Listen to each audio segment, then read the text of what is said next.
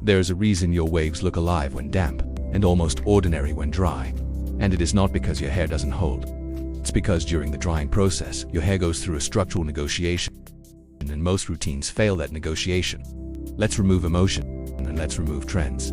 But before we dive into the topic, I want us to be clear with each other. This video is based on my knowledge and word of the topic, but the images I use are pure illustrations, and due to language barriers, I use a voiceover to ensure that everyone understands what I'm trying to teach. And while I have your attention, to help me reach a larger audience, your help is needed. If you like the topics I talk about and would like to see more, then please hit the subscription button and turn on notifications. Now that we are clear with each other, let's get back to the topic. Let's talk fiber science. Human hair is composed primarily of keratin proteins arranged in the cortex. The shape of the hair strand, regardless of its form, straight, wavy or curly, is determined by follicle geometry and the distribution of disulfide bonds within that cortex. Curly hair has a strong internal asymmetry. Straight hair has near symmetry, and wavy hair sits in between, a soft elliptical structure with moderate bond imbalance. That moderate imbalance is everything. It means waves are capable of curvature, but they lack the aggressive internal resistance that tight curls have. So waves rely more heavily on environmental conditions and external support systems to maintain pattern. Now let's talk about water. When hair is wet, hydrogen bonds are temporarily broken and reformed.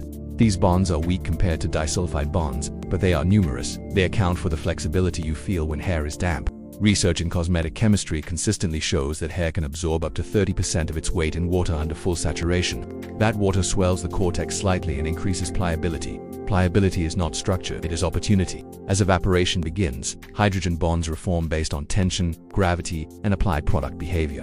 This is the critical phase nobody explains properly. Wavy hair often looks its best at 70 to 80% dry because internal flexibility still exists. But once internal moisture drops below a threshold, flexibility decreases sharply. The strand sets. If there was no architectural support during that setting phase, the wave relaxes.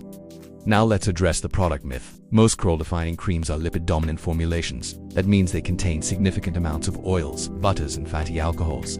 These ingredients reduce friction and create emolliency. They are brilliant for coarse curls that experience shrinkage and need weight to elongate safely, but wavy hair does not need elongation control. It needs curvature preservation. When you apply lipid-heavy products to waves, you increase strand mass without increasing structural tension. Lipids do not create strong film networks. They lubricate, they soften, they coat.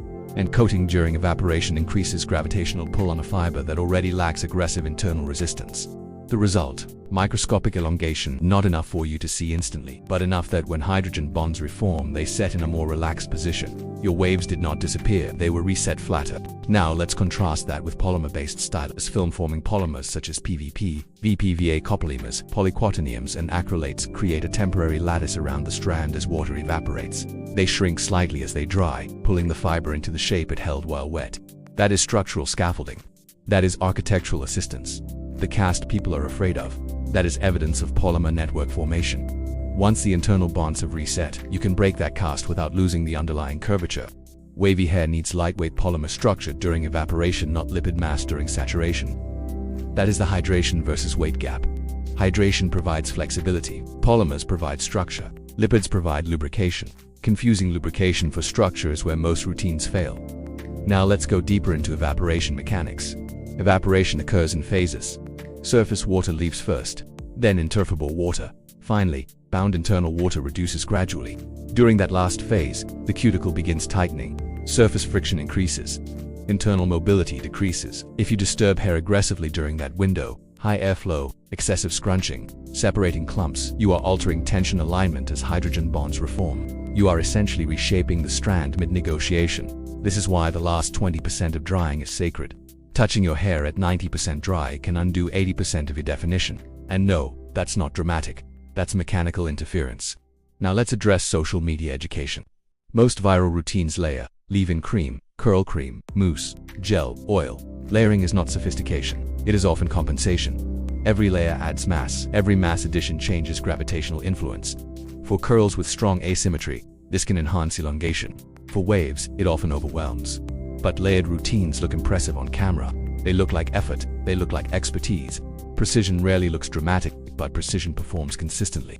In my studio, when I evaluate a wavy client whose hair collapses when dry, I assess 3 variables. 1. Porosity. Does the hair lose water rapidly? 2. Product mass load. What is the cumulative lipid weight applied? 3. Drying discipline. Was the evaporation phase protected? And almost always, collapse happens because structural support was replaced with lubrication. Now let's speak to identity, because this is not just chemistry. Wavy hair lives in an aesthetic middle ground. Many ladies with waves have spent years being told they are almost curly or almost straight. That subtle invalidation pushes them to force one identity or the other. They overdefine or they flatten, but waves are not unfinished curls, they are controlled curvature. When you respect their physics, they respond.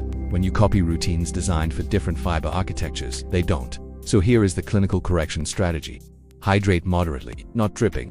Blot excess water to reduce unnecessary mass. Apply lightweight polymer-based hold while hair is still malleable. Encourage clumping gently. Do not over-manipulate. Diffuse with low airflow and minimal disturbance. Do not touch during final evaporation. Break the cast only after full dryness. This is not trend advice. This is structural management. If your waves disappear when dry, you are not dealing with weakness. You are dealing with a transition failure between hydration and set. Understand the transition and you control the outcome. Ignore it and you will keep buying products hoping one magically defies gravity.